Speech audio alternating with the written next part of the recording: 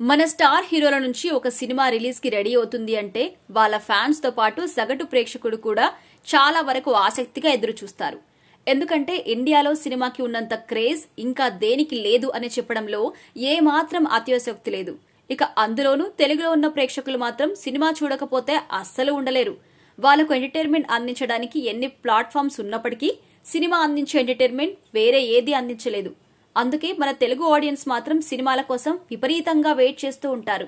అయితే ఈ సంవత్సరం ఫస్ట్ హాఫ్ అంతా ఎలక్షన్స్ బిజీలో ముగిసిపోయినప్పటికీ సెకండ్ హాఫ్ కోసం ఇప్పుడు చాలా మంది వెయిట్ చేస్తున్నారు. ఇక మిగిలిన 5 నెలల్లో స్టార్ హీరోలు ఎంతమంది బాక్సాఫీస్ మీద దండయాత్ర చేయడానికి వస్తున్నారు అనే విషయం మీద సరైన క్లారిటీ అయితే లేదు. కానీ జూనియర్ ఎన్టీఆర్ మాత్రం దేవరా సినిమాతో సెప్టెంబర్ 27వ తేదీన బాక్సాఫీస్ రికార్డు బద్దలు కొట్టడానికి రెడీ అవుతున్నట్టుగా తెలుస్తోంది. నిజానికి ఆగస్టు 15వ తేదీన పుష్ప 2 సినిమా రిలీజ్ కావాల్సింది.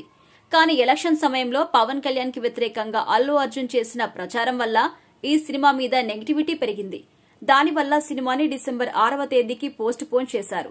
ఇక ఈ సినిమా అప్పుడు కూడా వస్తుంది అనే క్లారిటీ అయితే లేదు. ఇక ఇదిలా ఉంటే రామ్ చరణ్ హీరోగా వస్తున్న గేమ్ చేంజర్ సినిమా ఈ సంవత్సరం వచ్చే అవకాశాలైతే లేవు. ఎందుకంటే శంకర్ సినిమా ఎప్పుడు పూర్తవుతుందో ఎవ్వరూ చెప్పలేరు. కాబట్టి ఈ సినిమా కూడా 2025తోనే రాబోతున్నట్టుగా సమాచారం అయితే ఉంది.